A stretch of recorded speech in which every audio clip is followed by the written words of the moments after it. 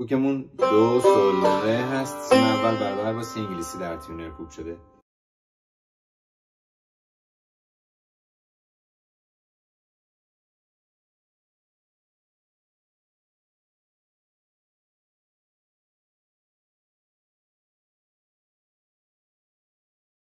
در این قطعه فا سوری، سی بمول و می کرون داریم.